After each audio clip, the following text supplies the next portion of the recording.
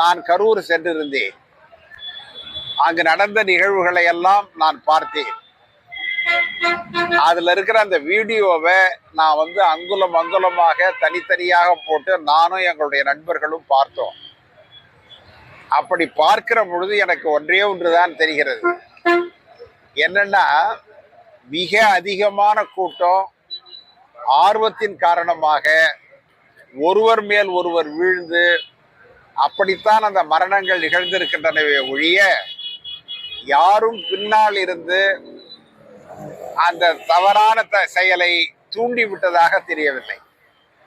இன்னைக்கு செந்தில் பாலாஜி மீது ஒரு குற்றம் சுமத்துகிறார்கள்.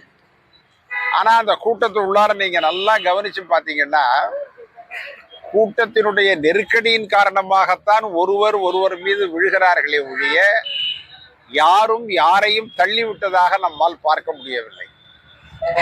எனவே ஒரு தனி மனிதர் தான் இவ்வளவிற்கும் காரணம் என்று அவரை குற்றம் சொல்லுவதோ அல்லது முதலமைச்சரை குற்றம் சொல்வதோ எனக்கு சரியாக படவில்லை. ஏன்னா அதை நான் ரொம்ப ஆராய்ந்து பார்த்து அவசரப்பட்டு யார் மீதும் குற்றம் சொல்லக்கூடாது என்பதற்காக அதை நான் சொல்லுகிறேன்.